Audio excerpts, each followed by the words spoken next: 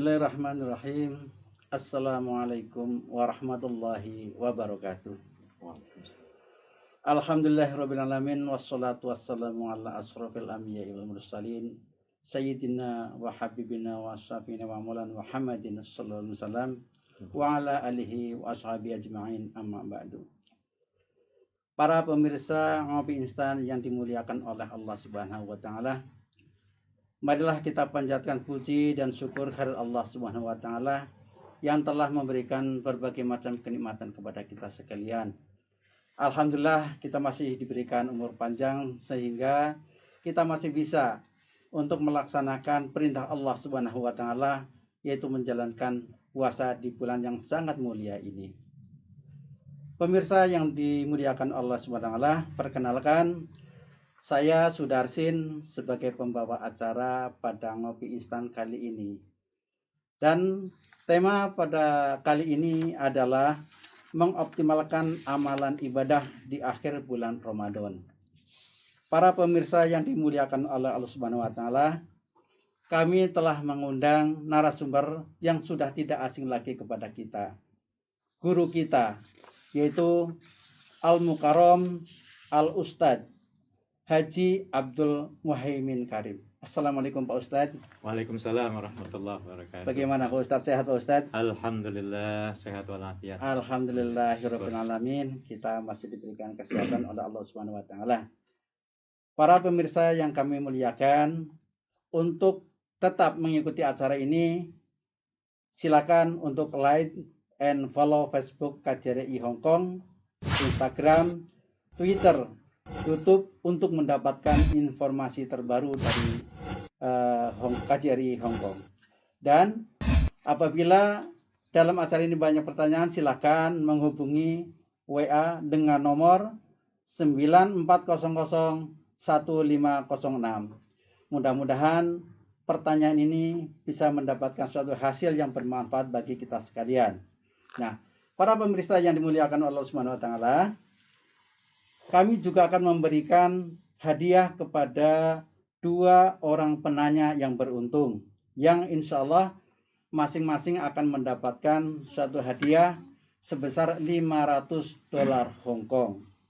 Nah, perlu kami informasikan di sini sebelum acara dimulai, ada pemenang episode yang ke-9 yang nanti akan dihubungi oleh panitia. Yang pertama adalah Ibu Sofiatun Hasanah. Dan yang kedua adalah Ibu Fitria Marini. Nah, pemirsa yang budiman, insya Allah nanti dari panitia akan menghubunginya. Baik, para pemirsa yang dimuliakan oleh Allah Subhanahu wa taala, jadi sebelum Ustadz kita menyampaikan tausiahnya, kami sampaikan bahwa dalam acara ini kami bagi menjadi 2 termin. Yang pertama adalah tausiah yang akan disampaikan oleh Ustadz kita. Kemudian yang kedua adalah tanya jawab. Agar waktunya tidak terlalu panjang yang kami sampaikan, kami mohon kepada Ustadz kita Al-Mukarram Al-Ustadz Haji Abdul Muhaimin Karim, waktu kami persilakan. Assalamualaikum warahmatullahi wabarakatuh. Waalaikumsalam warahmatullahi wabarakatuh. Alhamdulillah wassalatu wassalamu ala Rasulillah wa ala alihi wa sahbihi wa man wala. Wala haula wala quwwata illa billah, amma ba'du.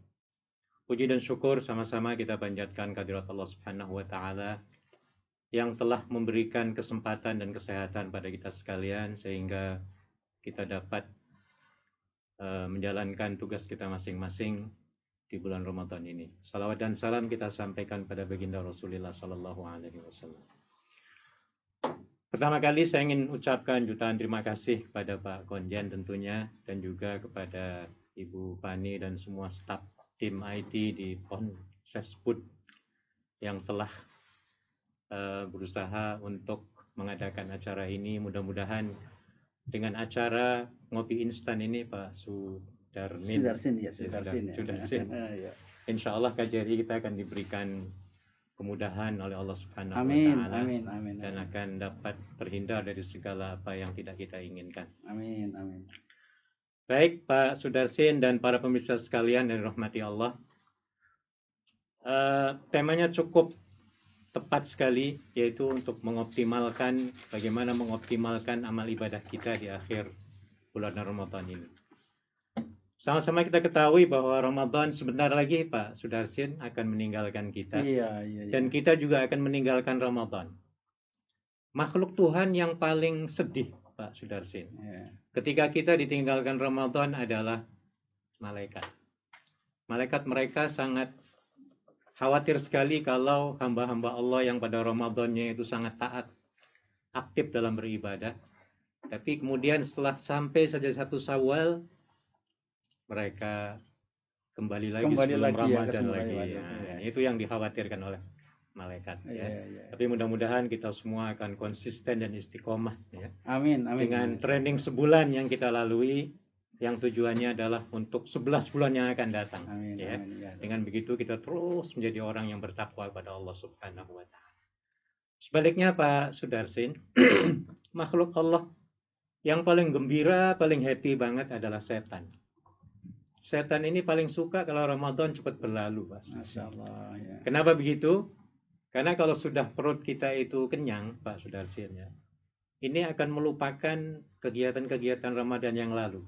Sehingga akan mudah sekali hamba-hamba Allah ini akan berbuat maksiat lagi. Kembali ke semula lagi. Lagi. Jadi inilah para pemirsa sekalian yang perlu kita waspadai ya setelah kita ditinggal Ramadan nanti.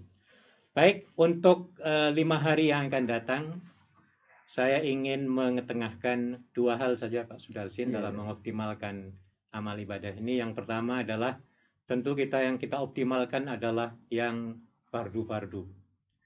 Yang keduanya adalah yang bersifat sunnah-sunnah ataupun optional atau recommended. Ya. Adapun yang perlu kita optimalkan dalam keseharian kita, yang tinggal 5 hari lagi nih Pak Sudarsin. Iya. Kita harus melihat kepada hal-hal yang bersifat wajib. Contoh yang bersifat wajib ini adalah seperti sholat fardu lah. Kadang-kadang ada di kalangan umat Islam ini yang puasanya nggak ketinggalan Pak Sudarsin. Iya. Tapi sholatnya enggak. Sholatnya kadang-kadang lupa. Lupa ataupun memang nggak perlu. Yang penting kan puasanya. Kalau nggak puasa rasanya malu sekali. Tapi kalau nggak sholat, itu kayaknya kok biasa-biasa saja. Nah ini yang sebenarnya kita harus perhatikan. Kenapa sholat ini perlu kita optimalkan? Karena memang sembahyang ini ataupun sholat fardu ini, cara instruksi Tuhan ya, kepada Nabi Muhammad itu berbeda dengan cara-cara instruksi wahyu yang lain. Kalau perintah-perintah yang lain itu Pak Sudarsin, itu diturunkan di bumi semua. Ketika Allah memerintahkan zakat, cukup mengirimkan Jibril ya kepada Nabi Muhammad dan mengatakan wa'atuz zakat. Ya. Ketika Allah ingin menginstruksikan haji, cukup kirim kalau zaman sekarang WhatsApp lah. Ya. WhatsApp ke Jibril disuruh untuk mendatangi Muhammad lalu mengatakan wa atimul hajja wal umrata lillah. Jadi segala sesuatu yang diturunkan oleh Allah, baik berupa perintah maupun larangan, semuanya turun di atas bumi. Kecuali sholat, Pak Sudarsin dan pemirsa sekalian. Sholat ini sampai nabinya diundang oleh Allah Subhanahu wa Ta'ala dan Jibrilnya yang mengantar ya dengan Mikail sampai menemui Allah Subhanahu wa Ta'ala dalam peristiwa Isra dan Mi'raj. Saking begitu pentingnya sembahyang ini ya, maka kita semua harus perhatikan jangan sampai meninggalkan, jangan sampai mendelay sholat kita ya, apalagi meninggalkan.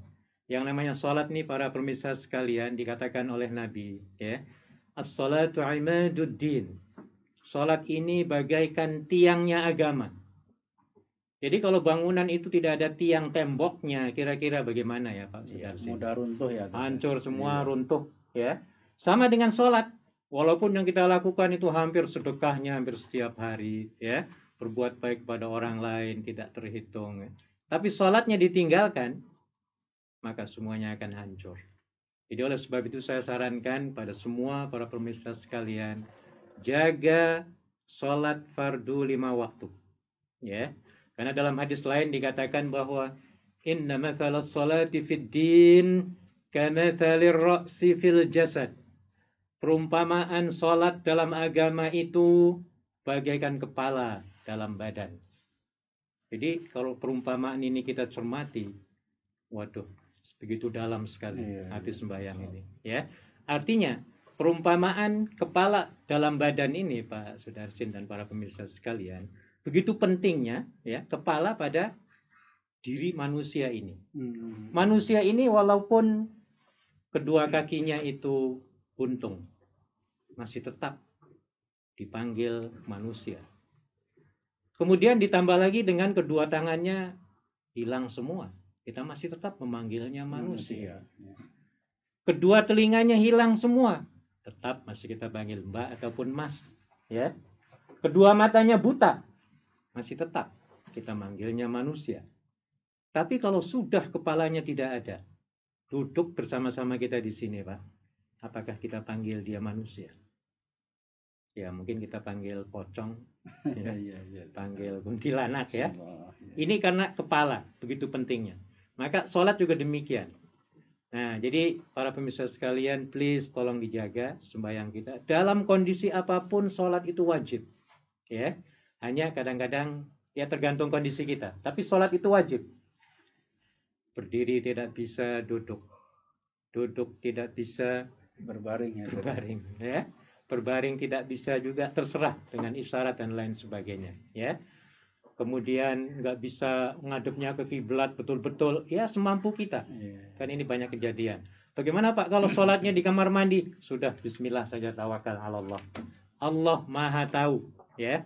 Silahkan, ya, karena toilet di Hong Kong itu biasanya lebih bersih. Ya, maksudnya yang bagian mandinya ya. Silahkan lakukan di situ. Kemudian sudah serahkan saja kepada Allah, ya. Karena ada juga manusia yang ada waktu, kemudian ada tempat yang luas, lapang, ya. Tapi banyak juga yang malas. Tapi kita yang mau sembahyang ini malah justru dihalangi oleh masalah tempat dan larangan kadang-kadang, Pak. Jadi sudahlah, Allah Maha mengetahui. Dan ini digambarkan dalam surah At-Taghabun. Allah mengatakan, ittaqullaha mastata'tum. Beribadahlah kamu, bertakwalah kamu kepada Allah sesuai dengan apa yang kamu mampu dan bisa. Jadi ini yang pertama, Pak Sudarsin, ya. Optimalkan sholat fardu kita yang 5 waktu itu, jangan sampai ditinggalkan. Ya. Yang kedua, yang fardunya adalah zakat fitrah. Nah ini penting sekali, Pak Sudarsin, pemirsa sekalian. Ya. Tinggal 5 hari lagi, ini kita ada kesempatan yang bagi yang belum membayar zakat fitrah, monggo dipercepat, ya. Karena zakat fitrah ini merupakan pencuci ataupun pembasuh dosa-dosa mulut dan perbuatan kita. Ya. Jadi alangkah ruginya kalau tidak melakukan zakat fitrah ini yang cuma hanya bayar $30 Hong Kong. Ya. Jadi kesempatan masih banyak. Yang belum sempat monggo hubungi organisasi-organisasi, cari di internet, ya, di Google, ya. Mudah sekarang untuk membayar, ya. Jadi upayakan. Yang keduanya, dengan zakat fitrah ini kita akan dapat membantu saudara-saudara kita yang tentunya sedang memerlukan, ya, terutama sekali di tanah air. Saya melihat dan memperhatikan dan melakukan, teman-teman kita ini cukup bagus sekali, ya. Organisasi-organisasi Islam, para BMI, ya, mereka membantu untuk menyalurkan zakat-zakat fitrah ini, disalurkan ke tanah air, ke kampung-kampung halaman mereka sendiri. Sehingga orang-orang kampung sendiri sekarang asumsinya berbeda, Pak Sudarsin, ya. Sekarang dari Hong Kong asumsinya sudah banyak berubah, ya. Kenapa demikian? Karena ketika mereka itu pulang ke tanah air, penampilan mereka berubah, ya. Kemudian banyak sekali perubahan sehingga yang dulunya berasumsi kurang baik sekarang mereka sudah positif, ya. Alhamdulillah. Jadi banyak sekali sumbangan-sumbangan yang datang dari teman-teman kita BM di sini ke masyarakat di tanah air, ya, bermacam-macam, ya. Kemudian yang kedua yang saya ingin sampaikan di sini berupa sunnah-sunnah. Kalau tadi yang fardu-fardu ataupun yang wajib-wajib, ya. Yang sunnah ini diantaranya adalah ini supaya kita untuk mendapatkan malam Lailatul Qadar nih Pak, sudah tinggal 5 hari lagi ya. Dan tinggal 2 tanggal ganjil lagi Pak. Ya, tanggal 27 dan tanggal 29. Betul. Maka untuk mendapatkan dan mengoptimalkan ibadah yang tinggal 5 hari lagi ini, saya sarankan untuk para pemirsa dan untuk saya sendiri untuk senantiasa berada dalam kondisi suci berwudu. Kalau kita dalam kondisi berwudu, insya Allah untuk melaksanakan ibadah itu amat gampang dan mudah, Pak Sudarsin ya. Iya. Sebaliknya kalau kita dalam kondisi kotor, maksudnya belum berwudu, itu mau sholat juga berat sekali, ya. Mau berbuat kebajikan juga berat. Tapi kalau kita sudah dalam kondisi wudu, itu insya Allah setannya juga lari dari kita. Mereka takut dengan kita dan akan mudah kita melakukan kebaikan-kebaikan. Di samping manfaat secara spiritual, ya, juga wudhu ini kalau kita melihat pada hadis Nabi SAW yang dinukil dari Abdullah bin As-Sunbahaji, ya, Rasulullah bersabda bahwa orang yang berwudhu ketika dia berkumur-kumur nih Pak Sudarsin ya, berkumur-kumur berwudhu, Nabi mengatakan semua dosa mulut yang ada di mulut ini, dosa-dosa mulut kan banyak Pak ya. Betul, semuanya akan keluar semua, diampuni oleh Allah Subhanahu wa taala. Ya. Kemudian ketika seseorang itu berwudu dan membersihkan hidungnya, maka seluruh dosa-dosa hidung ini semuanya akan hancur lebur, akan diampuni oleh Allah Subhanahu wa taala. Kemudian Nabi meneruskan, barang siapa yang membasuh mukanya, maka dosa muka sampai kepada kelopak matanya akan diampuni oleh Allah Subhanahu wa taala. Barang siapa yang membasuh kedua buah tangannya, maka dosa-dosa tangan akan diampuni oleh Allah Subhanahu wa taala. Barang siapa yang membasuh kepala, maka seluruh kepala ini ya, yang isinya ada otak pikiran yang ngeres kadang-kadang, ini akan diampuni oleh Allah Subhanahu wa taala. Dan selanjutnya barang siapa yang membersihkan, membasuh kedua belah kaki kita yang banyak melangkah ke tempat-tempat yang tidak diridhoi oleh Allah pun akan diampuni oleh Allah Subhanahu wa taala. Jadi lahir batin kita dalam kondisi bersih. Secara fisik kita bersih, secara spiritual ya, rohaniah kita juga bersih.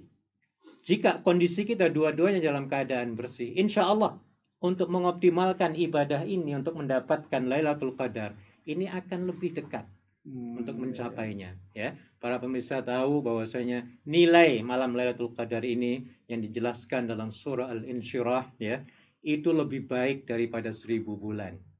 Maka mari kita memburu malam Lailatul Qadar ini, ya, dengan senantiasa dalam kondisi suci, ya, 24 jam per hari. Upayakan sebelum tidur kita berwudu, ya, bangun tidur terus berwudu, batal lagi berwudu lagi sering berwudu, habis semua dosa-dosa kita Pak, ya, dan pikiran kita akan jernih. Insya Allah yang namanya mumet, pusing ya Pak ya, itu akan hilang semua Pak, ya. Jadi selagi kita dalam kondisi bersuci, insya Allah ya, kita akan dapat mengoptimalkan amal-amal yang baik ataupun kerja-kerja yang sangat baik ya. Kemudian yang kedua, sunnahnya adalah sholat tarawih. Ya. Para pemirsa tentu kebanyakan di Hong Kong ini ya berbeda-beda ya. Ada yang bisa menjalankan, ada yang tidak. Saya kira kebanyakannya mungkin agak sulit ya. Tapi walau bagaimanapun ini tergantung kita semua sih Pak Sudarsin ya. Kalau kita ingin ada kemampuan, ada tekad bulat menjalankan sholat tarawih yang hanya cuma 8 rakaat, saya kira mudah banget sebenarnya. Facebookan aja sampai berjam-jam ya Pak ya. Masa untuk 10 menit aja nggak bisa ya. Nah, jadi upayakan para pemirsa sekalian untuk meluangkan sholat tarawih ini ya. Tinggal 5 malam ini, 5 hari lagi kita upayakan dengan sebaik-baiknya. Kemudian diakhiri dengan witir. Ingat dalam hadis Nabi SAW, Nabi mengatakan, "Man qama Ramadhana imanan wa ihtisaban, ghufira lahu ma taqaddama min dhanbi." Barang siapa yang qiyam Ramadan, maksudnya melakukan ibadah tarawih di malam hari, maka dosa-dosa masa lalunya diampuni oleh Allah Subhanahu wa taala. Walaupun sendiri ya Tad, ya, tidak. Walaupun sendirian, bagus sekali pertanyaan. Jadi semestinya tidak perlu kita berjamaah di masjid. Ya. Apalagi bagi seorang wanita. Iya. Sholat yang paling afdol itu bukan di masjid sebenarnya. Dan pahalanya sama dengan lelaki yang berjamaah di masjid, Pak Sudarsin. Gitu, Jadi ini ya. keistimewaan seorang wanita yang sholat di rumah. Di rumah Ya. ya. Jadi kedua faktor ini, wudhu dan tarawih, sebenarnya kita dapat mengoptimalkan ibadah-ibadah lainnya dan membuat kita menjadi lebih bersih secara fisik dan mental. Oh, iya. Nah, ya. Yang ketiganya adalah upayakan kita melaksanakan sholat-sholat rawatib. Rawatib Iya, di sini adalah sholat-sholat qobliyah ba'diyah. Saya yakin banget dengan para pemirsa sekalian sudah terbiasa ya. Tapi saya ingin menekankan sebuah hadis Nabi Shallallahu Alaihi Wasallam yang berbunyi, "Man shalla ithnata raka'atai yauman," ya, barang siapa yang melakukan sholat sunnah selama 12 rakaat pada satu hari satu malam, banallahu lahu baitan fil jannah, maka Allah akan membangunkan untuknya satu mahligai istana di surga. Jadi dengan melakukan sholat sunnah 12 rakaat di akhir Ramadan ini dan seterusnya kita lakukan, maka ada jaminan dari Allah Subhanahu wa taala melalui Nabi Muhammad sallallahu alaihi wasallam ya, akan dibangunkan satu istana. Dan istananya bukan di dunia ini ya, Pak ya. Iya. Kita bisa bayangkan kalau namanya istana di surga itu seperti apa. Seperti apa betul. Kita tidak bisa membayangkan, menggambarkan indahnya betapa gitu ya, indahnya ya, lebih dari yang ada di dunia ini ya. Mana yang 12 rakaat ini saya ingin menjelaskan supaya para pemirsa sekalian lebih jelas ya, lebih terang lagi. Di antara yang 12 itu adalah salat sunnah sebelum zuhur 4 rakaat. Tolong dilaksanakan ya. Upayakan bagi yang ada waktu ya. Sebelum zuhur 4 rakaat dilakukan 2-2. Kemudian 2 rakaat setelah zuhur. Itu sudah 6 loh, Pak. Ya, tinggal 6 lagi ya. Iya.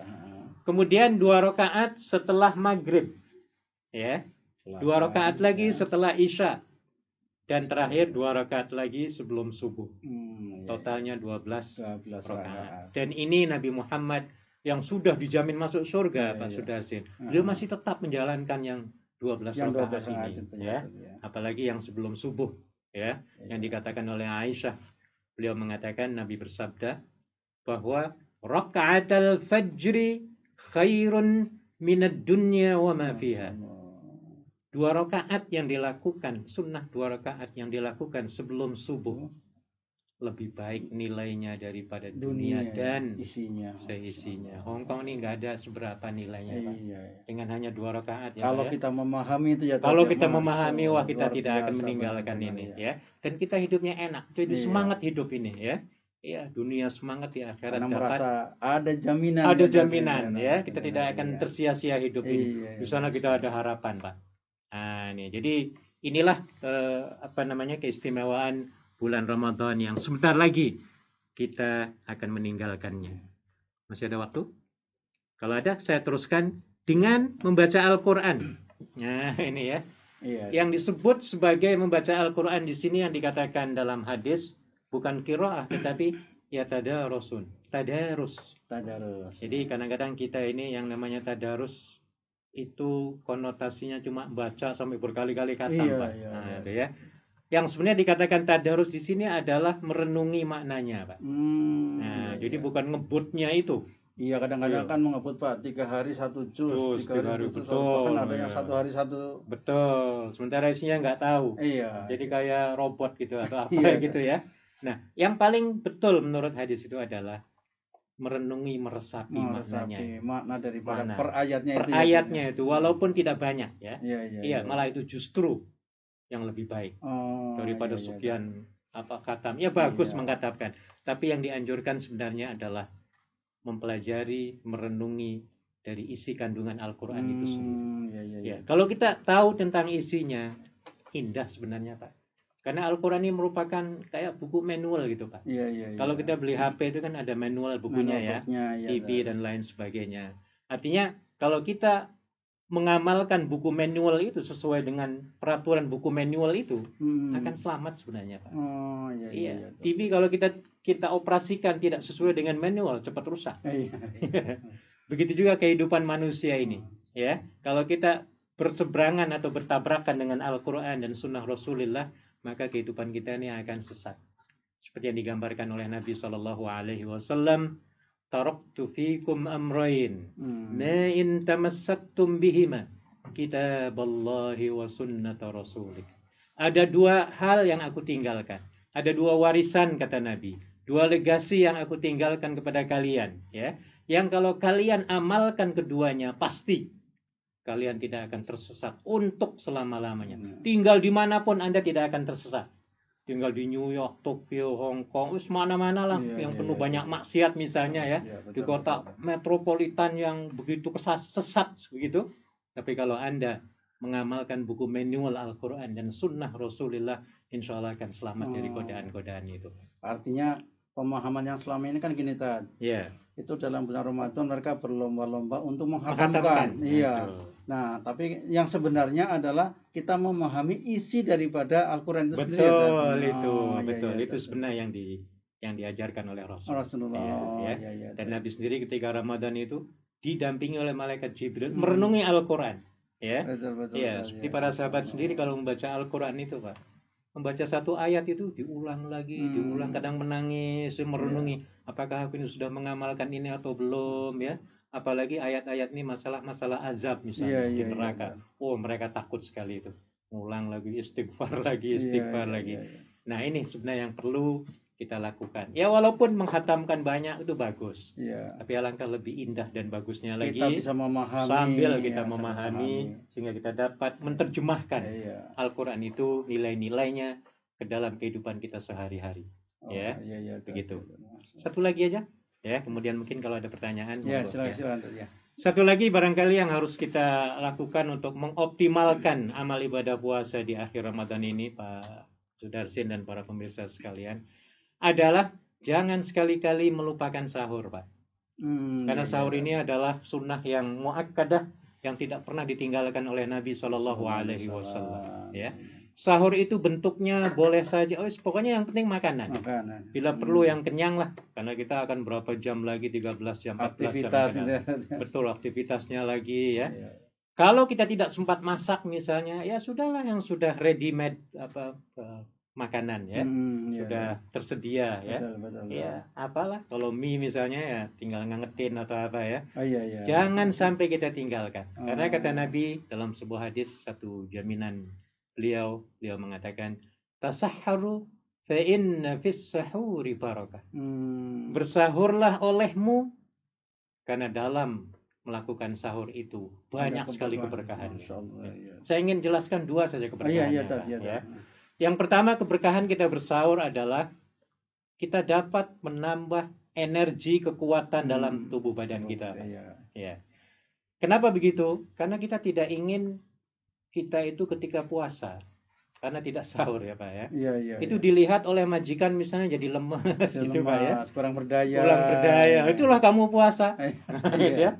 Padahal puasa itu sebenarnya untuk menyehatkan. Ya, sumu tasihhu kata Nabi. Berpuasalah olehmu pasti kamu sehat. Tapi dengan memang, sahur. Tapi memang gini, kadang-kadang kalau udah di akhir-akhir itu rasa untuk makan, sahurnya udah males-malesan gitu. Harus dilawan sekarang. Harus dilawan. Pokoknya aku harus sahur juga, walaupun hanya satu butir mangga misalnya. Mangga yang gede Pak. Atau durian lah.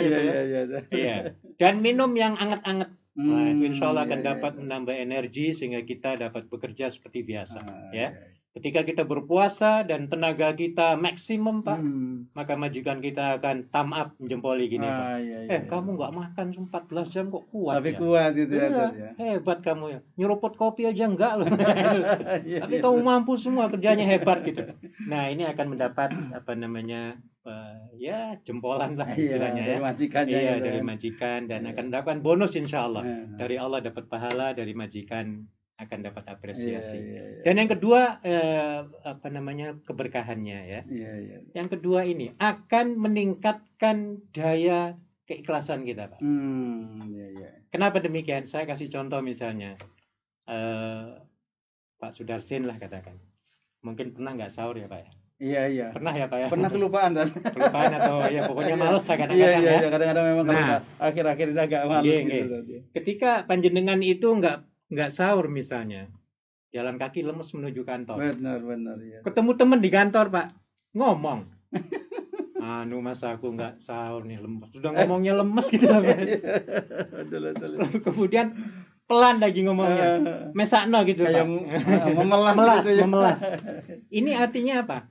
Artinya kita tidak menunjukkan keikhlasan, nggak ikhlas itu seolah-olah, iya. mengurangi pahala lah gitu Pak. Betul. Iya, artinya kekurangan kita tuh kalau bisa jangan diekspos, dibuka ya. Iya, Kita iya. seolah-olah, yus aku sehat, nggak usah lemes-lemes gitu ya. Nah ini maksud dari keberkahan yang diberikan oleh Nabi Shallallahu Alaihi Wasallam. Sudah 30 menit Pak. Ya Silakan kan ya kalau udah ada banyak sekali nih pertanyaan monggo, ini ya. Alhamdulillah. Mungkin sudah waktunya tadi ya ini untuk kita Silakan. membaca nih ada pertanyaan dari saudara-saudara kita. Yang pertama ini ada pertanyaan cuman kok dari siapa ini tidak kelihatan ya, dari siapa. Yang intinya pertanyaannya begini Tad. Bagaimana hukumnya sholatku, puasaku, niatku yang bertentangan dengan bos saya yang tidak memberikan izin berpuasa dan ibadah hingga harus ku kodok, ku jamak di saat beliau pergi berbelanja atau sedang bepergian gitu Tad. Alhamdulillah walau tidak dapat izin, aku menyembunyikan semuanya karena tidak ingin bos marah-marah. Cuma aku merasa ibadahku kurang khusyuk. Bagaimana nih Tad kalau dengan kondisi begini? Saya jempoli Pak. Oh gitu. Nah, ini bagus ini ya. Iya. Bagus punya kesadaran seperti ini. Karena ada juga yang teman-teman misalnya, wah nanti aja lah, nggak usah sembahyang di sini lah. Kalau pulang aja ke tanah air baru tobat. Iya. Nah kan ada begitu Pak ya. Betul. Maka Ini saya terbesit jempoli. itu suatu kewajiban gitu ya. yang harus Betul. Dan ini dilakukan. luar biasa ini Iya, Mbak iya. yang bertanya ini. Jadi saya ingin menyatakan bahwa panjenengan ini luar biasa ya. Mengingat kewajiban ya. Sampai sebegitunya itu ya. Insya Allah pokoknya apa yang kita lakukan ya sesuai dengan kondisi masing-masing. Allah Maha tahu Pak. Iya. Lakukan sajalah ya. Sama pokoknya yang penting jangan sampai ketinggalan. Betul, jangan sampai ketinggalan. Entah itu dikodok, itu diposor ya. Iya. Sudah lakukan saja, kemudian berdoa kepada Allah Subhanahu Wa Taala supaya amal yang kita lakukan itu diterima olehnya. Hanya saya ingin pesan kepada yang bertanya ini Pak. Iya tadi. Jangan lupa mendoakan majikan. Nah ya, apa doanya? Doakan majikan supaya memberikan kesempatan beribadah kepada yang bertanya ini. Ya. Oh iya. Doakan. Ya. Mudah-mudahan hatinya diberikan keterbukaan, ya, sehingga ada kemurahan, keleluasaan yang untuk melakukan ibadah. Betul. Selama tidak mengurangi kewajibannya kepada majikan ya tadi. Betul. Yang keduanya, bila perlu kita menerangkan Pak. Sebenarnya ada di antara teman-teman kita itu yang malas menerangkan, takut mau sembahyang itu ya.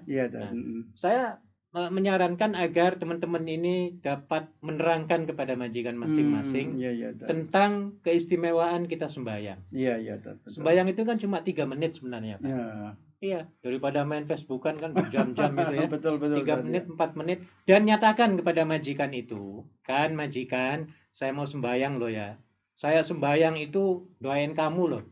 Supaya kamu sehat walafiat, panjang umur ya. Hidup subur makmur ya.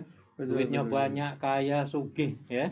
Terus pokoknya doanya itu yang baik-baik untuk majikan ya. Ya, apalagi dengan misalnya nanti dengan hidayahnya ya. Saya yakin banget dengan pencerahan seperti ini majikan akan mempersilahkan Pak. Iya. Jadi upaya itu ataupun ikhtiar itu wajib dilakukan 100%. Dan harus dengan kesabaran juga ya Tad ya. Betul. Doa juga 100% Pak. Jadi jangan doa saja. Doa 100%, ikhtiar 100%. Insya Allah ya. Insya Allah kita akan diberikan kesempatan untuk melakukan ibadah dengan sempurna dan khusyuk seperti yang ditanyakan tadi. Betul. Jadi yakini saja pada penanya tadi ya. Yakini bahwa Allah Subhanahu Wa Taala berfirman dalam surat At-Taghabun ayat 16. Dikatakan bahwa ittaqullaha mastata'tum. Bertakwalah kamu kepada Allah Beribadahlah kamu kepada Allah semampu yang Anda bisa. Jadi kalau Anda bisanya mengkosor ya karena pokoknya banyak kondisi yang tidak memungkinkan, laksanakan. Sampai misalnya kalau sampai ngumpet sembahyang di kamar mandi ya Pak ya. Di kamar mandinya bukan di toiletnya Pak ya. Di kamar mandinya. Di kamar mandinya silahkan karena kamar mandi lebih bersih barangkali ya. Iya. Daripada mungkin sebagian ya surau atau apa di kita ya Pak. Ya lebih bersih malam mungkin ya. Sudah lakukan di situ ya dan tidak perlu pakai mukena sembahyang itu Pak. Sholat itu yang penting menutupi auratnya. Tidak perlu pakai mukena putih pakai training juga boleh. Iya. Pakai baju kimono juga boleh. Tapi yang penting apa? Menutup auratnya. Jadi nggak usah ribet-ribet sembahyang itu sebenarnya. Betul. Ya. Oh ya nih Tad. Itu yang pertama. Ada lagi nih Tad. Tadi Pak Ustadz mengatakan bahwa sebaiknya kita harus berwudu terus ya Tad ya. Oh iya. Nah ini ada Tad.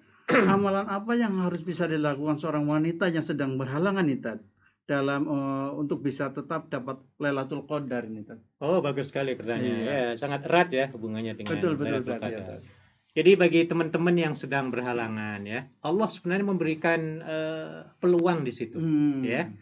Orang yang sedang mens itu kan hanya sholat saja sebenarnya yang tidak dibenarkan. Ya kemudian mungkin memegang Al-Quran sebagian pendapat, sebagian lagi membolehkan karena Al-Quran itu untuk dibaca dan untuk direnungi, dipelajari dan diamalkan. Jadi selain daripada sholat, di sana masih banyak lagi terminal panjang ya, peluang-peluang yang panjang. Ya diantaranya adalah berzikrullah. Zikir itu kita hanya mengucapkan 2 kalimat saja Pak, nilainya luar biasa Pak. Dikatakan oleh Nabi SAW, kalimatani khafifatani fil mizan, kalimatani khafifatani fil lisan ya, thaqilatani 'indal mizan, habibatani 'indar rahman, subhanallah wa bihamdi, subhanallah. 2 perkataan yang amat ringan diucapkan pada lisan ya, dan amat berat sekali dalam timbangan di akhirat kelak, dan amat disukai oleh Ar-Rahman yaitu Allah. Subhanallah wa bihamdi, subhanallahil azim. Silahkan panjenengan baca ya, ibu-ibu yang sedang itu sudah baca subhanallah tasbih saja. Nilainya itu luar biasa dalam kondisi apapun. Ya, panjenengan lagi masak baca itu atau zikir yang lain ya.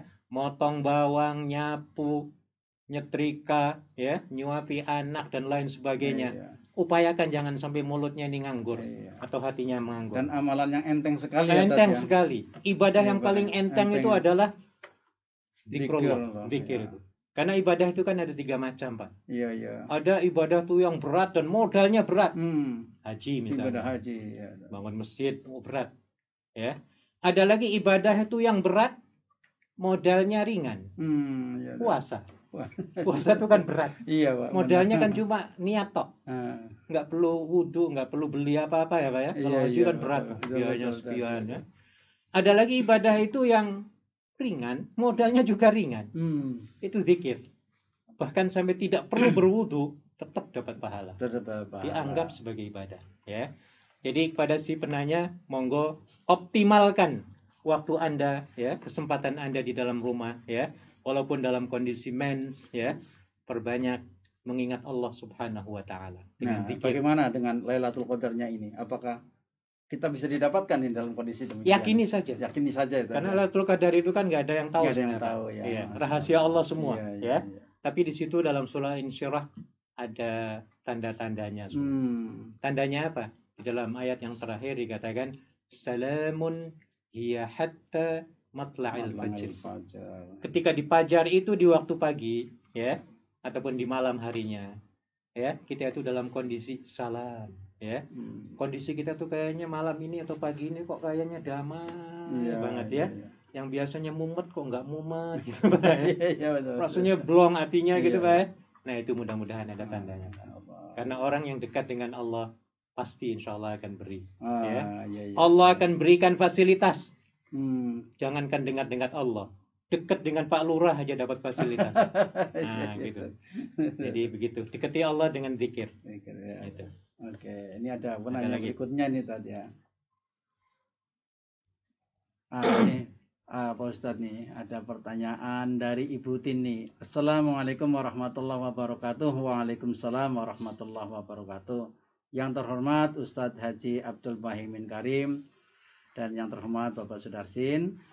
Benarkah 10 hari terakhir pada bulan Ramadan teramat disukai oleh Nabi Muhammad SAW? Dan benarkah setiap bagian dari bulan Ramadan memiliki fungsi masing-masing, yaitu bulan yang penuh rahmat, bulan yang penuh ampunan, dan terbebas dari api neraka? Syukran, jazakallah.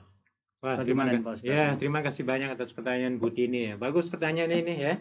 Jadi betul kalau saya jawab betul ya.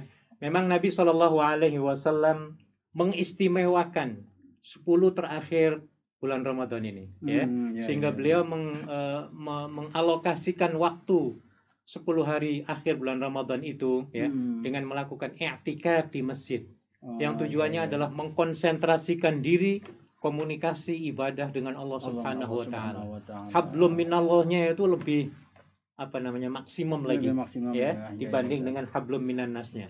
Jadi memang betul Nabi mengoptimalkan ya, sehingga Nabi banyak peluang untuk mendekatkan diri pada Allah Subhanahu wa taala, dan ini diikuti oleh para sahabat, para tabi'in, dan juga kita umat Islam di mana-mana di seluruh dunia ya. Jadi sangat betul sekali Nabi mengoptimalkan 10 hari terakhir dan kita juga perlu mengikuti. Adapun masalah tadi pertanyaan yang kedua tadi ya, apakah betul di situ ada alokasi rahmat per 10 harian? Itu sangat betul sekali ya. Hadisnya memang betul. Awaluhu rahmah wa awsatuhu maghfirah ya wa akhiruhu idkun minan nar. Ya, hadisnya betul bahwa 10 hari pertama ya disebut sebagai 10 hari yang dibebaskan dari api neraka ya Pak ya, yang terakhir betul. Perharinya Allah itu ada sebuah hadis mengatakan ratusan ribu manusia yang tadinya ditakdirkan masuk neraka di-upgrade, bahkan dientas dari neraka itu ya, dibukingkan istilahnya ya, dibukingkan untuk dipindahkan ke surga. Makanya perbanyak ibadah pada Allah Subhanahu wa taala pada akhir ini Pak. Terakhir ini ya. Banyak berdoa karena doa ini dapat merubah takdir sebenarnya. Yang dicontohkan oleh Rasulullah banyak iktikaf ya Pak di masjid ya Pak. Betul, memang ya. Tapi kita di Hong Kong susah. Kalau pulang ke tanah air monggo, dan iktikaf itu harus di masjid bukan di rumah ya. Di masjid ini agak sulit, apalagi musim pandemi ini. Batasan-batasan. Batasan-batasan ini kita skip. Tapi yang penting hati kita selalu zikir kepada Allah. Betul. Jadi sebagai pengganti iktikaf perbanyak di rumah, di kantor, di jalan, di mana zikrullah ya. Karena komunikasi dengan Allah itu bukan sekedar di masjid saja. Lebih dekat, lebih baik. Terima kasih Tad. Ada pertanyaan lagi nih Tad. Ini dari Ibu Siti. Pertanyaannya adalah, Pak Ustadz, saya mau tanya, apakah di dalam Islam jika orang banyak bersedekah, juga membayar zakat, sering membantu orang fakir miskin, tetapi dia tidak sholat atau tidak puasa, apakah amalnya diterima oleh Allah Subhanahu wa taala atau tidak? Dan ada juga non muslim juga ngasih takjil atau sedekah ke orang muslim. Itu hukumnya seperti apa ya Tad ya? Ini Tad pertanyaannya demikian. Baik. Silakan dijawab. Baik. Kita melihat, bagus pertanyaan ini ya. Dalam surat Az-Zilzal ya, dikatakan oleh Allah Subhanahu wa taala, "Faman ya'mal mithqala dzarratin khairan yarah wa man ya'mal mithqala dzarratin syarran yarah." Siapapun yang berbuat kebaikan, pasti dia akan melihat catatan kebaikannya. Siapapun. Tidak melihat si A si B-nya. Si A si B muslim semuanya sama. Sama. Sebaliknya, barang siapa yang melakukan kejahatan sedikit atom ataupun biji sawi kalau kita ya, sekecil itu pun semuanya akan diperlihatkan semua. Jadi artinya nanti di akhirat siapapun orang yang melakukan kebaikan, termasuk listrik ini, sampai Buya Hamka itu dalam tafsir Al-Azhar menjelaskan Pak, menjelaskan namanya lagi, pencipta listrik Thomas Edison ya, Thomas Edison. Alva Edison. Itu pahalanya luar biasa. Itu nanti akan ditunjukkan kepada Allah di akhirat kelak. Tapi masalahnya nanti Allah nerima atau tidak. Dia akan tunjukkan semua. Mendapatkan investasi, manfaat sekian juta manusia dari mulai dia membikin sampai sekarang ini. Iya. Bahkan sampai hari kiamat itu. Betul. Itu investasinya banyak sekali kebaikannya itu. Ya, Betul. sahamnya ya. Iya. Nah, kemudian itu terserah Tuhan nanti di akhirat. Yang jelas semua amalan itu semuanya akan ada diperlihatkan oleh Subhanahu wa taala. Adapun mau diterima ataupun tidak itu Allah yang tahu saja, Pak. Ya. Tapi saya ingin menyarankan kayak tadi itu, ya. Salat yang fardu-fardu jangan ditinggalkan. Tadi kan ada salatnya juga yang menanyakan ya. Iya. Tolong jadi setelah mendengarkan saya ini ya, sembahyang itu sebagai tiang agama. Ya. Jadi upayakan yang belum sempat supaya disempatkan, ya. Yang sulit ya belajarlah. Kalau belum bisa membaca Fatihah sudah menyebut Allah sudah cukup ya. Sambil meningkatkan diri ya. Insyaallah semuanya akan bertambah baik ya dan diterima oleh Allah Subhanahu wa taala. Baik, terima kasih. Jadi intinya siapapun yang mau berbuat amal kebaikan silahkan. Karena semuanya akan diperlihatkan oleh Allah Subhanahu wa taala. Semuanya akan diperlihatkan ya. Adapun masalah diterima tidaknya saya juga nggak tahu. Amalan saya diterima apa enggak juga nggak tahu ya. Sembahyang saya juga nggak tahu diterima apa enggak ya. Serahkan kepada Allah. Itu rahasia Tuhan. Memang di sini pun juga demikian, Pak. Jadi alhamdulillah saudara-saudara kita ini ya juga semuanya bersama berpartisipasi, semuanya memberikan takjil, Pak. Betul. Insya Allah ini semuanya seperti yang tadi Ustaz sampaikan. Insya Allah mudah-mudahan dapat jalan yang terbaik. Petunjuk hidayah. Terima kasih. Ini masih ada pertanyaan lagi. Assalamualaikum warahmatullahi wabarakatuh. Waalaikumsalam warahmatullahi wabarakatuh. Ini dari Ibu Sulastri. Izin bertanya. Yang pertama, apakah tes PCR yang dilakukan ketika sedang berpuasa bisa membatalkan puasa atau tidak? Kemudian pertanyaan yang kedua, bagaimana mengeluarkan zakat mal jika posisi masih di Hong Kong? Apakah sebaiknya dibayarkan di Hong Kong atau di Indonesia? Demikian Pak Ustadz pertanyaan. Waalaikumsalam warahmatullahi wabarakatuh. Baik, pertanyaan nomor 1 dulu ya. Apakah membatalkan puasa dengan vaksin PCR bukan vaksin ya? PCR, Pak. Tidak ya. Saya ingin menjelaskan kenapa tidak. Karena yang membatalkan puasa semua ahli fikih ataupun ulama fikih sepakat bahwa yang membatalkan puasa itu adalah masuknya benda apapun melalui tenggorokan, melalui jalannya makanan ketika makan. Itu yang membatalkan. Adapun kalau misalnya suntik atau hanya sekedar korek-korek kayak ngupil, minta maaf ya, itu kan PCR kan korek-korek kayak ngupil sebenarnya Pak ya. Pak. Itu tidak membatalkan bagi yang bertanya ya, tidak membatalkan. Jadi setelah PCR jangan ragu-ragu, teruskan puasamu ya. Teruskan ya, bahkan sampai vaksin juga tidak membatalkan Pak. Vaksin juga tidak ya tadi. Karena itu tadi alasannya ya, tidak masuk makanan atau bahan melalui tenggorokan, the passage of food ya. Melalui tempat jalannya makanan. Adapun disuntik sini ya, ataupun bekam dan lain sebagainya tidak membatalkan. Yang keduanya tadi apa saya lupa. Ini Pak, mau membayar zakat Pak. Zakat mal apakah baiknya di Hong Kong atau di Indonesia nih Tad? Baik. Posisinya yang bersangkutan ini ada di Hong Kong. Ada di Hong Kong ya. Baik, kepada yang bertanya, Al-Qur'an menjelaskan bahwa memberikan bantuan ataupun zakat di sini dalam hal ini ya. Yang terbaik adalah yang terdekat. Wa atidal qurba haqqahu. Dan berikan bantuan kepada kerabat yang terdekat. Jadi kerabat di sini bisa jadi kalau menurut saya bisa mempunyai dua penafsiran. Yang terdekat di sini terdekat dengan kita secara fisik. Dan yang kedua secara blood related ataupun keluarga. Ya. Nah, kita lihatlah misalnya kalau di sebelah tetangga kita ini orang yang memerlukan. Maka dia dulu yang harus diutamakan. Tapi kalau tetangga kita ini orang punya orang semua, udah kaya semuanya gitu ya. Kita ini siapa sih Pak ya dibandingkan mereka ya. Betul. Jadi kalau ini ya nggak perlu lah. Nah kalau ini seperti kejadian seperti ini, maka kita harus ngambil yang kedua tadi, yaitu secara kekeluargaan paling dekat. Kekeluargaan ini siapa? Pokoknya jangan orang tua kita Pak kalau memberi sedekah ya. Jangan ke orang tua, jangan ke anak cucu.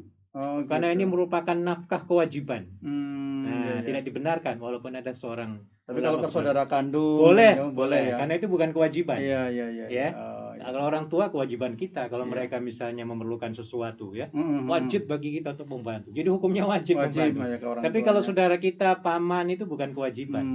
Iya, Ya, iya, iya. sebagai kebaikan kita lah. Kebaikan kita. Kalau mau ya silahkan, tapi yang sebaiknya begitu ya. Oh, iya, iya. Jadi kalau di sini kita tidak dapatkan orang yang berhak untuk menerima, sudah dikirim ke tanah air Ke saja tanah lebih air afdal, saja, ya. dan kepada kerabat terdekat. Utamakan kerabat terdekat dulu ya. Dan ini dianjurkan oleh Nabi Shallallahu Alaihi Wasallam. Nabi mengatakan kalau kita memberikan kepada orang yang terdekat kepada kita akan dapat 2 bonus, Pak. Bonus yang pertama adalah pahalanya dari Allah dengan sedekahnya itu. Yang keduanya, silaturahmi antara kita si pemberi dengan yang diberi itu, kerabat kita, akan bertambah erat.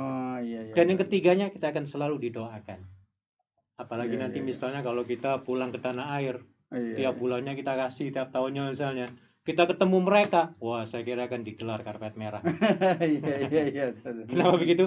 Mereka salute, respect, ya, menghormati, apresiasi. Betul. Itu, Pak. Saya kira Masih itu. ada pertanyaan lagi nih ya kayaknya ya. Ini ada pertanyaan dari Qasidah. Assalamualaikum, waalaikumsalam warahmatullahi wabarakatuh. Qasidah, masih diperlukan kita menzakatkan orang yang sudah meninggal. Ya, sebetulnya pertanyaan, masihkah diperlukan kita menzakatkan orang yang sudah meninggal? Atau masuknya sedekah bukan zakat? Jadi artinya maksud pertanyaan ini adalah apakah orang yang sudah meninggal itu perlu kita zakatin atau sifatnya sedekah ini tadi? Pertanyaan begitu. Terima kasih. Wassalamualaikum warahmatullahi wabarakatuh. Waalaikumsalam warahmatullahi wabarakatuh. Baik, terima kasih Mbak Qasidahan. Ini bagus namanya. Bagus Mbak Qasidah ya. Alhamdulillah pertanyaannya bagus. Orang yang sudah meninggal, Bu Qasidah ya, tidak perlu dizakatkan. Tugas mereka sudah selesai, Pak. Karena sudah nggak ada di dunia lagi ya. Kewajiban mereka sudah gugur semua ya. Sebab itu yang diwajibkan zakat fitrah misalnya ya, adalah yang masih hidup ini. Yang masih hidup. Ya. Termasuk sampai kepada yang kecil, yang besar, yang tua, yang muda, yang sakit, yang sehat, bahkan kepada bayi yang lahir sebelum Idul Fitri wajib hukumnya zakat. Zakati ya tadi. Iya, sebelum Idul Fitri, sebelum sholat ya. Iya. Tiba-tiba melahirkan anak-anaknya harus cepat dizakat. Kalau umpamanya pas ini mau si khotib mau naik mimbar ini lahir gimana tuh tadi? Iya, wajib itu. Wajib zakat wajib. juga ya? Sebelum selesai lah. Iya, sebelum mulai ya. Afdolnya begitu ya. Demikian. Jadi bagi yang meninggal tidak perlu dizakatkan karena tugas mereka sudah selesai di dunia ini. Ya, tidak ada sangkut pautnya sudah. Begitu. Baik. Jadi mudah-mudahan penanya ini paham ya. Jadi yang sudah meninggal tidak perlu diberikan zakat fitrah ya tadi ya. Iya. Tapi kalau mau sodako amalnya mewakafkan ya. Wah, itu boleh, bagus sekali. Bagus ya tadi. Bagus ya. Ya, saya ingin menyarankan bahwa orang yang sudah meninggal, katakan orang tua kita lah katakan. Kita masih ada jalan untuk berbuat baik pada mereka. Iya. Di antaranya adalah doa, yang kedua menyedekahkan atas nama beliau. Atas namanya, ataupun mewakafkan sesuatu atas namanya, ya, betul. Itu dibolehkan. Dan insya Allah pahalanya akan terus mengalir, akan terus mengalir. Begitu. Baik, terima kasih. Ini masih ada satu lagi, mudah-mudahan waktunya masih ada ya. Cukup, insya Allah. Ini titipan. Ada pertanyaan, Rasulullah SAW mencontohkan kalau dalam 10 hari terakhir di bulan Ramadan beliau lebih banyak iktikaf di dalam masjid. Apa makna iktikaf dan bacaan apa yang dicontohkan oleh Rasulullah SAW, lalu waktunya mulai kapan ini? Baik. Ya. Baik, yang dikatakan iktikaf adalah berdiam diri di dalam masjid, bukan di rumah, bukan di warung kopi. Ya. Jadi berdiam diri di masjid yang tujuannya adalah ibadah dan taqarrub, mendekatkan diri kepada Allah Subhanahu wa Ta'ala. Adapun permulaan yang diamalkan oleh Nabi dan di tanah air kita, Pak. Di tanah air kita. Itu biasanya pada malam ke-21 ya, sudah masuk ke masjid masing-masing. daftar ya masuk ke masjid Iya. pada malam ke-21. Hmm, Terus artinya sampai 10 hari terakhir ya tadi ya, yang mulai sampai ya? malam lebaran. Sampai malam lebaran. Baru dibolehkan keluar masjid. Oh, gitu. Dan adab-adabnya itu kita kalau lagi etikaf Pak, nggak boleh shopping, Oh, nggak boleh ke pasar, nggak boleh jogging misalnya Victoria Park ya. Iya, Sudah di area masjid saja di masjid ya. Iya, Mau gerak jalan ya di masjid saja ya. Mau push up ya di situlah. Betul, Bila perlu bawa peralatan gym itu ya.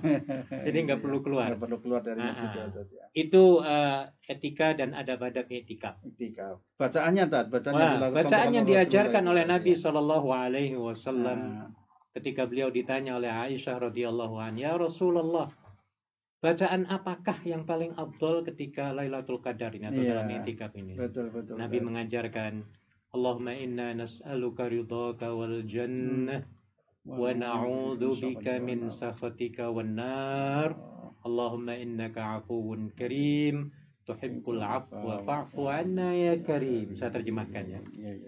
Allahumma inna nas'alukal jannah. Ya Allah, kami mohon kepadamu akan surga dan keridhoanmu. Wah, ini hebat nih Pak. Minta dua aja kita dapat. Wah, kita selamat dunia akhirat. Yang pertama adalah surga. Surga itu nantilah setelah kita mati ya Pak. Iya. Tapi yang kedua ini keridhoan Pak. Apa sih arti ridho nih Pak Sudarsin? Iya. Ridho ini para pemirsa sekalian, yang disebut sebagai ridho, kalau bahasa Inggris disebut sebagai pleasure, ya, ataupun senang. Jadi kalau kita mendapatkan ridho dari Allah, artinya mendapatkan Allah itu senang dengan kita.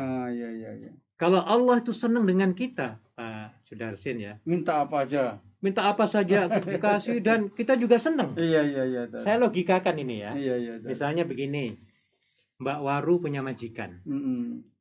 Majikannya senang banget dengan Mbak Waru. Pak. Iya. Terus pokoknya yang apa dia lakukan itu senang. Betul. Habis masak jempol. Coba Mbak Waru senang apa nggak dijempoli? Iya betul.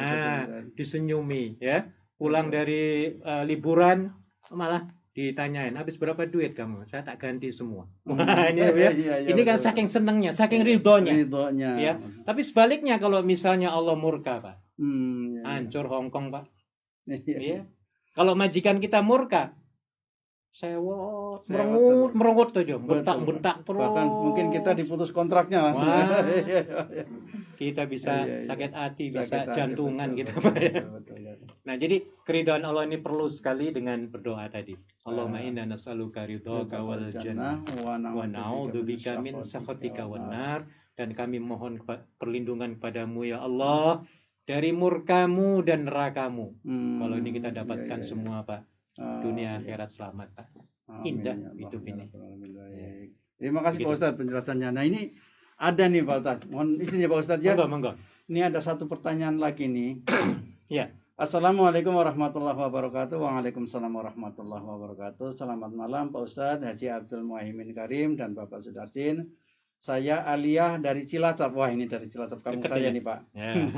Saya mau tanya, apa hukumnya wanita ikut membaca takbir di hari tasyrik? Terima kasih pertanyaannya. Demikian Pak Ustadz. Baik, ini walaupun pertanyaannya kurang dekat kepada Lebaran ya. Saya jelaskan tasyrik itu apa sih ya. Saya jelaskan dulu ya Bu Alia ya. Tasyrik itu hari raya Idul Adha pada tanggal 11, 12 dan 13. Jadi tidak ada kaitan dengan Idul Fitri sebenarnya ya. Barangkali mungkin yang ditanyakan kalau nggak ada tasyrik lah, bolehkah seorang perempuan itu bertakbir? Mungkin begitu kali ya. Betul. Boleh, malah dianjurkan. Iya, malah dianjurkan, disunnahkan oleh Nabi Shallallahu Alaihi Wasallam ya dalam menyambut kemenangan ya kaum muslimin, menyambut kedatangan Idul Fitri ini. Malamnya dianjurkan untuk bertakbiran. Dari mulai habis maghrib sampai menjelang imam itu berdiri naik ke mimbar. Nggak laki-laki, nggak perempuan, nggak tua, nggak muda, ya, semuanya dianjurkan. Ya, dengan melafazkan Allahu Akbar, Allahu Akbar, Allahu Akbar, dan seterusnya. Baik. Terima kasih sekali Tayyatan. Ya, jadi istilahnya hari tasrik ini bukan di Lebaran Idul Fitri ya Tad ya, Betul. tapi di Idul Adha. Nanti Mungkin kita ya. sambung Idul Adha, Pak. Disambung, Ada lagi, Pak? baik ya Tad. Wah ini tidak terasa Tad, waktunya sudah habis. Tapi sebelum kita akhiri Tad, mungkin ada pesan dari Pak Ustadz sebagai penutup Tad. Kami persilakan Tad. Baik, pada teman-teman pemirsa sekalian ya, gunakan waktu dengan sebaik-baiknya dalam 5 hari ke depan ini. Dan perlu diingat bahwa kewajiban itu bukan saja ibadah yang bersifat sembahyang dan doa sedekah, tapi ada lagi yang namanya ibadah itu adalah hablun minan nas, yaitu berinteraksi dengan sesama manusia. Dan ketika kita bekerja dimanapun ya, maka lakukan 3 hal: kerja keras, kerja cerdas, dan kerja ikhlas. Saya kira itu Pak. Baik, terima kasih Pak Ustadz. Dan ini sebelum kami tutup, mohon kiranya berkenan Pak Ustadz untuk memberikan doa kepada kita sekalian agar kita tetap dikuatkan iman dan Islamnya, jasmani dan rohaninya, sehingga kita bisa menjalankan puasa ini sampai tuntas. Amin. Dan bisa beraktivitas yang lebih baik lagi daripada ini. Silakan Pak Ustadz. Mari kita berdoa kepada Allah Subhanahu wa taala. A'udzubillahi minasyaitonir rajim. Bismillahirrahmanirrahim. Alhamdulillahirabbil alamin wassalatu wassalamu ala asyrafil anbiya'i wal mursalin sayyidina Muhammadin wa ala alihi wa sahbihi ajma'in. Allahumma inna nas'aluka ridhaka wal jannah wa na'udzu bika min sakhatika wan nar. Allahumma innaka 'afuwun karim tuhibbul 'afwa fa'fu 'anna ya karim. Allahumma inna nas'aluka al jannah wa ma qarraba ilaiha min qawlin wa 'amal. Wa na'udzu bika minan nar wa ma qarraba ilaiha min qawlin wa 'amal. Allahumma arzuqna al-istiqamata 'ala dinika fi kulli zaman. Fi Ramadan wa fi ghairi Ramadan. Allahumma ikhtim lana shahra Ramadan bi ridwanik wa ajirna min 'uqubatika wa niranik. Faj'al ma'alana ila jannatik.